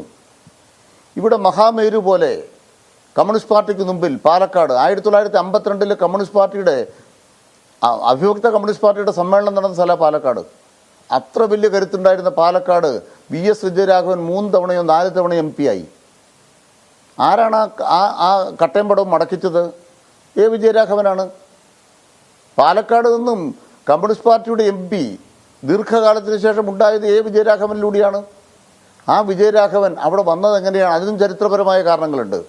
പാലക്കാട് വികസിച്ച് വന്ന വർഗസമരത്തിൻ്റെ ഭാഗമായി കർഷകരും കർഷക തൊഴിലാളിയും തമ്മിൽ 2 എന്നൊരു നില വന്നപ്പോഴാണ് കമ്മ്യൂണിസ്റ്റ് പാർട്ടി ദുർബലപ്പെട്ടത്. അവിടെ ആ വൈരുദ്ധ്യത്തെ ബ്രിഡ്ജ് ചെയ്ത് പാലക്കാട് ജില്ലയിൽ ഐക്യത്തോടുകൂടി കർഷകനും തൊഴിലാളിയും ഒരുമിച്ച് പോകുന്ന കർഷക തൊഴിലാളി പ്രസ്ഥാനത്തിൻ്റെ ദേശീയ നേതാവായിട്ട് 20 കൊല്ലം പ്രവർത്തിക്കുന്നൊരു വിജയരാഘവന് എന്തു കുറവാണ് അവിടെയുള്ളത്? അദ്ദേഹം പാലക്കാടിൻ്റെ MP മാത്രമല്ല, രാജ്യസഭാംഗം എന്ന നിലയ്ക്ക് അദ്ദേഹം പ്രവർത്തിക്കുമ്പോൾ, രാജ്യമാകെ ഒരു ദേശീയ നേതാവ് എന്ന നിലയ്ക്ക് അദ്ദേഹം പ്രവർത്തിക്കുമ്പോൾ ഒരു ദേശീയ നേതാവിന് പാർലമെൻറ്റിൽ ഇടം വേണ്ടേ? അതോ പടക്കൊലം കൊണ്ട് നടക്കുന്ന നിലവാരത്തിൽപ്പെട്ട ഒരാൾ മതിയോ? ഇതൊക്കെ പാലക്കാട്ടെ മനുഷ്യന്മാർ കാണും. അതുകൊണ്ട് പാലക്കാട്ടെ മനുഷ്യന്മാർ ചിന്തിക്കുന്നത് കഴിഞ്ഞ ലോക്സഭാ തെരഞ്ഞെടുപ്പിൻ്റെ മാനദണ്ഡം വെച്ചാണ് എന്ന നിലയ്ക്ക് നോക്കുമ്പോൾ ഈ ഭിന്നബലിറ്റിയുടെ അദ്ദേഹത്തിൻ്റെ വ്യാഖ്യാനത്തിൻ്റെ തെറ്റാണ്. കാരണം MP രാജേഷും ശ്രീകണ്ഠനുമായിട്ട് എന്തായിരുന്നു താരതമ്യം? കഴിഞ്ഞ തെരഞ്ഞെടുപ്പിൽ LDFന് ഏറ്റവും കുറവ് വോട്ടിൻ്റെ വ്യത്യാസമുള്ളൊരു മണ്ഡലം മാത്രമാണ് പാലക്കാട്, വെറും 17,000 വോട്ട്. ഇന്നത്തെ രാഷ്ട്രീയ സാഹചര്യം അതാണോ? അതുകൊണ്ട് തന്നെ നമ്മൾ തിരിച്ചറിയണം. ഞാനൊരു പ്രത്യേക മണ്ഡലത്തെക്കുറിച്ച് ഒന്നും പറയാൻ ആഗ്രഹിക്കുന്നില്ല. 20-ൽ 20 എന്ന് ഞങ്ങളുടെ ലക്ഷ്യം എന്ന് പറയുമ്പോൾ 20-ലും ഭിന്നബിലിറ്റി തന്നെയാണ്. ആ ഭിന്നബിലിറ്റിക്ക് ഈ കേരളത്തിനകത്ത് ഒരു തരംഗ സ്വഭാവമുണ്ട്. ആ തരംഗ സ്വഭാവം ഇവിടെ നേടിയ പുതിയ തിരിച്ചറിവാണ്. തിരിച്ചറിവ് ഒറ്റ കാര്യത്തിലേ ഉള്ളൂ. നരേന്ദ്രമോദി എതിർക്കുന്ന ഇന്ത്യ മുന്നണിയിലെ എല്ലാ പാർട്ടികൾക്കും ഇന്ത്യൻ പാർലമെൻറ്റിൽ വരാൻ അവകാശമുണ്ട്.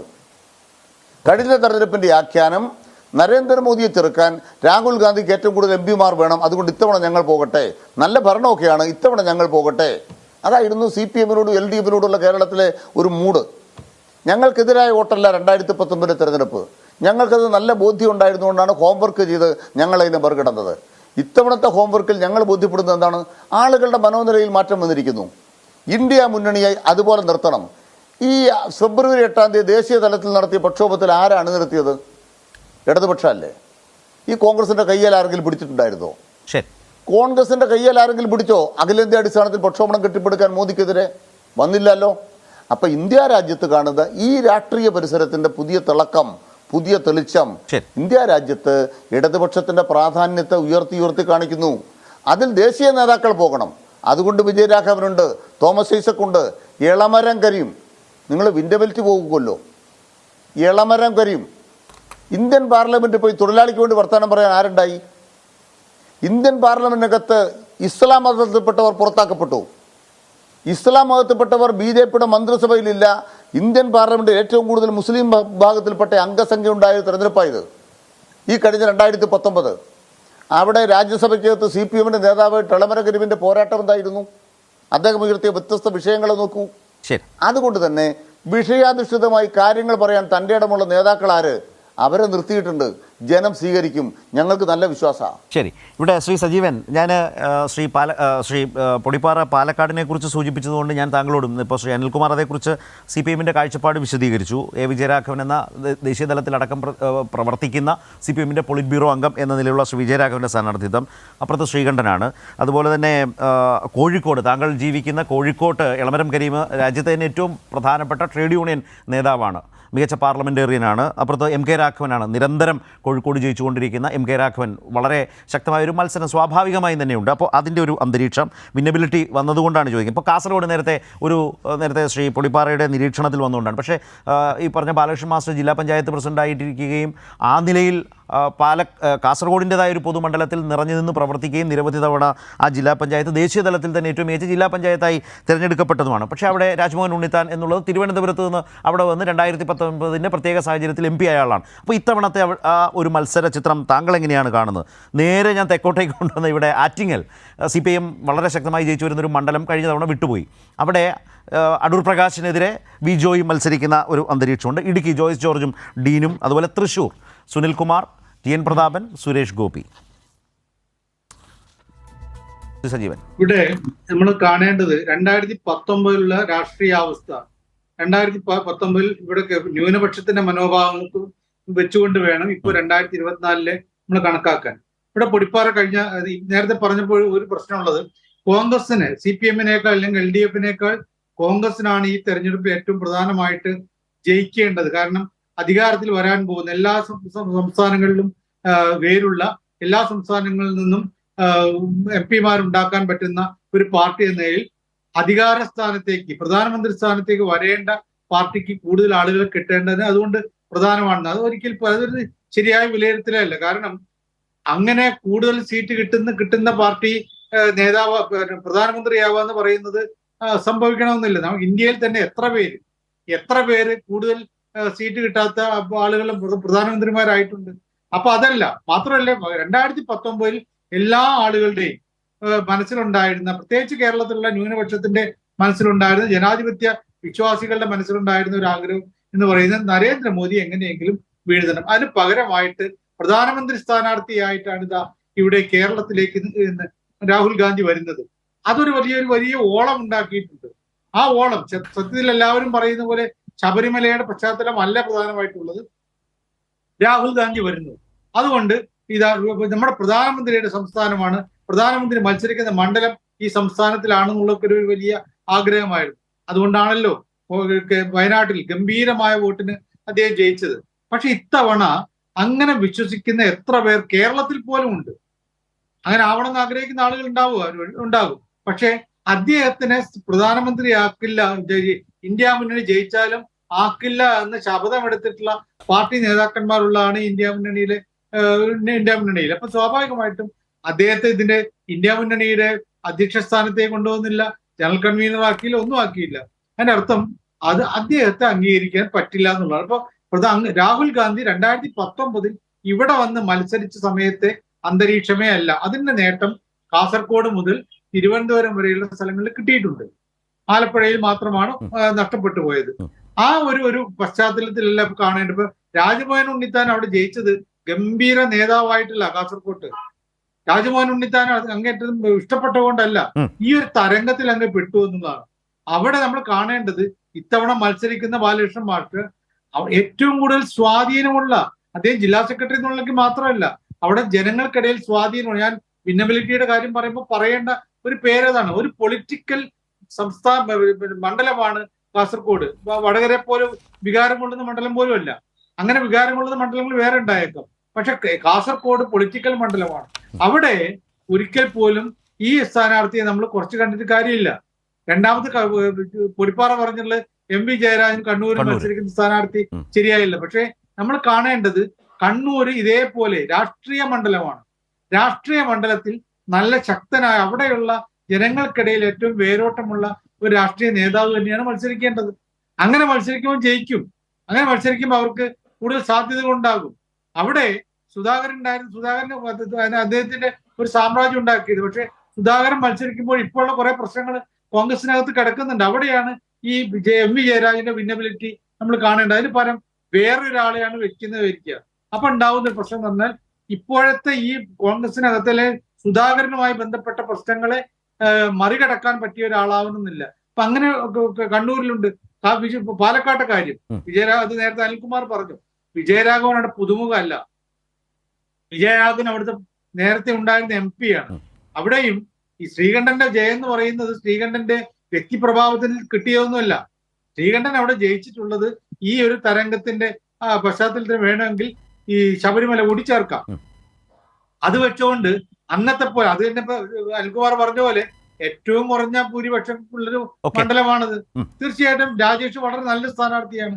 പക്ഷെ രാജേഷിനെ പോലെ തന്നെ അല്ലെങ്കിൽ അതിനേക്കാൾ പാർട്ടിയുടെ PB മെമ്പറാണല്ലോ വിജയരാഘവൻ. അപ്പൊ സ്വാഭാവികമായിട്ടും വളരെ സീരിയസ് ആയിട്ട് കാണുന്ന, നേരത്തെ അവിടെ ജയിച്ചിട്ടുള്ള, പാർട്ടിക്ക് ഏറ്റവും കൂടുതൽ മുന്നോട്ടേക്ക് വെക്കാൻ പറ്റുന്ന നേതാവിനെ വെക്കുന്നു പറയുന്നത് ശരിയായിട്ടുള്ള കാര്യമാണ്.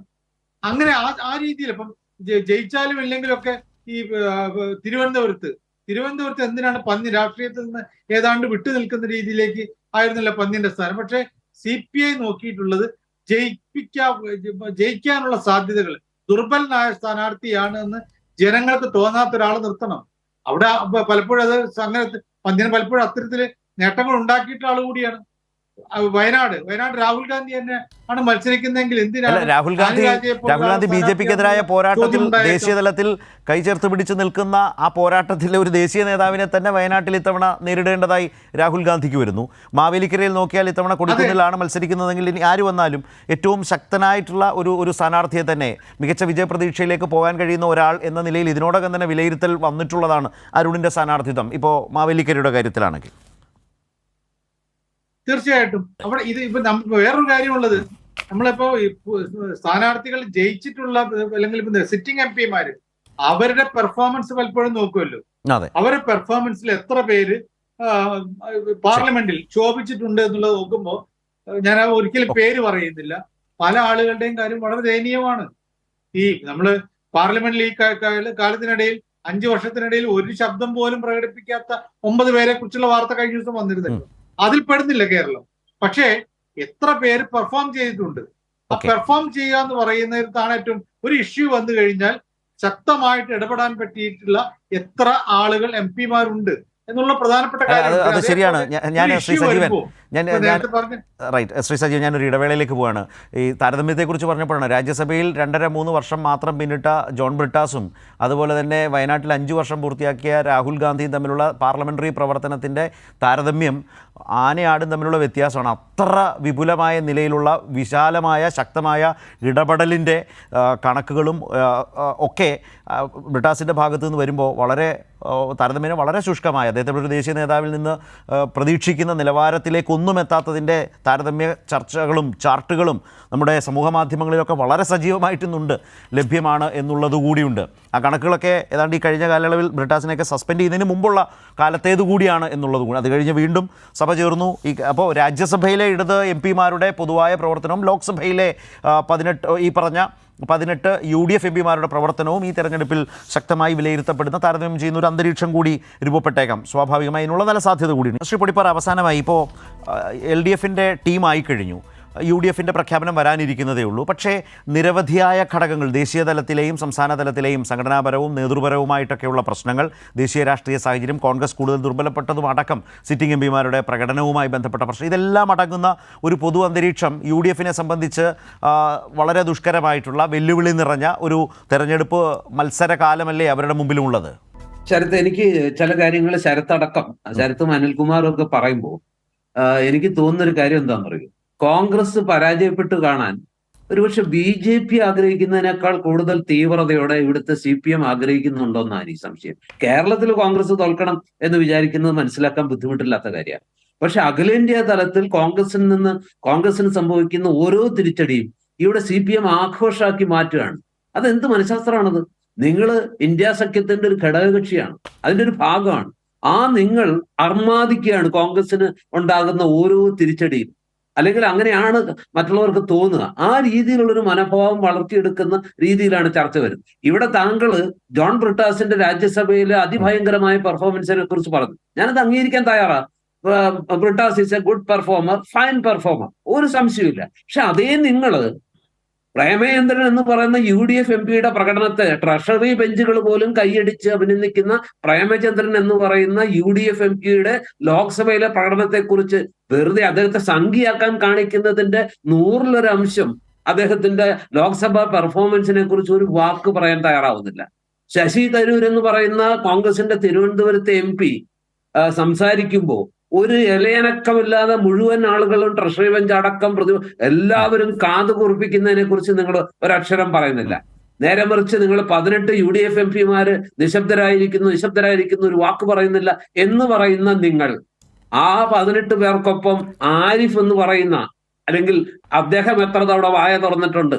നിങ്ങൾ രാജ്യസഭയിലെ അദ്ദേഹത്തിന്റെ ബ്രിട്ടാസിന്റെ പെർഫോമൻസിനെ കുറിച്ച് വാചാലാകുമ്പോൾ ലോക്സഭയിലെ ആരിഫിന്റെ പെർഫോമൻസിനെ കുറിച്ച് അർത്ഥവത്തായ മൗനം പാലിക്കുന്ന എന്തുകൊണ്ടാണ്? അപ്പൊ നിങ്ങൾക്ക് പ്ലസ് കിട്ടുന്ന അല്ലെങ്കിൽ ഉയർത്തി കാണിക്കാവുന്ന നിങ്ങൾ മാക്സിമം ബൂസ്റ്റ് ചെയ്യുന്നു, മറുവശത്തുള്ളത് ഒന്നും നിങ്ങൾ കാണാതെ പോകുന്നു.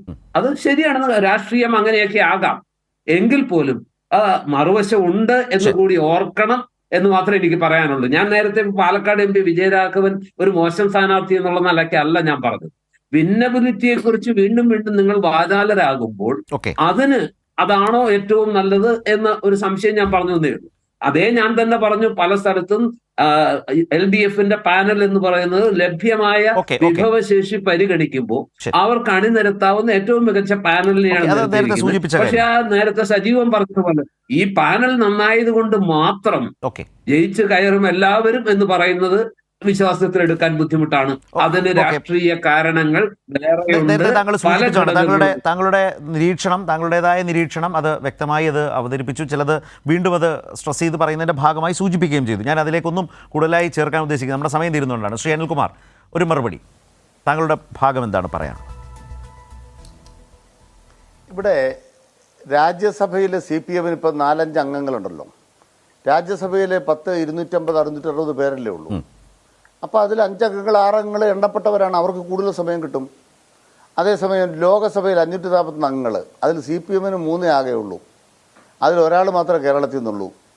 എത്രത്തോളം ആരിഫിന് സമയം കിട്ടും? സമയം ധാരാളം കിട്ടിയ കോൺഗ്രസ് എന്ത് ചെയ്തു? ഇതാണ് പ്രധാനപ്പെട്ട ചോദ്യം. ഞാൻ പറയുന്നത് മലയാളക്കരയ്ക്ക് വേണ്ടി പ്രേമേന്ദ്രൻ നടത്തിയ വാദങ്ങൾ എന്താ? ഈ കേരളത്തിന് കേന്ദ്രം നൽകുന്ന ഫണ്ട് കുറഞ്ഞു പോയെന്നാണോ കൂടുതലായെന്നാണോ അദ്ദേഹം വാദിച്ചത്? നരേന്ദ്രമോദിക്കെതിരായിട്ട് അദ്ദേഹം നടത്തിയ പൊളിറ്റിക്കൽ സ്റ്റേറ്റ്മെൻറ്റ് പറയൂ. കേരളത്തിന് വേണ്ടി നിർമ്മല സീതാരാമൻ്റെ മുമ്പിൽ അദ്ദേഹം ഉയർത്തിയ വാദങ്ങൾ പറയൂ. ബഹുമാനപ്പെട്ട NK പ്രേമചന്ദ്രൻ ചെയ്ത ദ്രോഹം എന്താണെന്നറിയോ? ബഹുമാനപ്പെട്ട ബാലഗോപാൽ ഒക്ടോബർ മാസത്തിൽ ഒരു കണക്ക് കൊടുത്തു, GSTയുടെ വിഹിതം കിട്ടാനുണ്ട്. 2 കൊല്ലം മുമ്പത്തെ കഥയാണ്. നവംബർ മാസം പകുതിയോടുകൂടി കുറെ കാശ് കിട്ടി. പിന്നെ ഫെബ്രുവരിയിൽ നടക്കുന്ന സമ്മേളനത്തിൽ, ശീതകാല സമ്മേളനത്തിൽ കൊണ്ട് പറയുകയാണ് കേരളത്തിന് GSTയുടെ കുടിശ്ശികയുണ്ടോ? അപ്പം നിർമ്മല സീതാരാമൻ പറഞ്ഞു കുടിശ്ശികയൊന്നുമില്ല, ഇത്ര കൊടുത്തു കഴിഞ്ഞു. അപ്പോൾ ബാലഗോപാൽ പറയുന്ന കള്ളമാണെന്ന് ഡൽഹി പത്രസമ്മേളനം നടത്തുകയാണ്. ഇത് ലീഡിങ് ക്വസ്റ്റ്യനാണ്. നിർമ്മല സീതാരാമനും NK പ്രേമചന്ദ്രനും ഒത്തുകൊണ്ടാണ് ചോദ്യോത്തരം പറയുന്നത്. നിങ്ങൾ NK പ്രേമചന്ദ്രൻ്റെ മുഖം നോക്ക്, ഉത്തരം പറയുമ്പോൾ NK പ്രേമചന്ദ്രൻ്റെ മുഖം നോക്ക്. ഞാൻ തെളിവ് സഹിതം പറയാൻ തയ്യാറാണ്. നിങ്ങൾ പാർലമെന്റിൽ പോയിട്ട് മോദിക്കെതിരെ പറഞ്ഞു എന്ന് പറഞ്ഞിട്ട് കാര്യമില്ല. പ്രശ്നം എന്താണ്? വിഷയം ഉന്നയിക്കുന്നതിൽ, കേരളത്തിൻ്റെ താല്പര്യം ഉന്നയിക്കുന്നതിൽ ഈ UDF MP മുമ്പിലായിരുന്നോ? ഉത്തരമല്ലായിരുന്നു തന്നെയാണ്. രണ്ടാമത്തെ കാര്യം ഞാൻ കൃത്യമായിട്ട് പറഞ്ഞു, അയോധ്യ വിഷയത്തിൽ എന്തുകൊണ്ട് UDF MP ഭിന്നിച്ചു പോയി?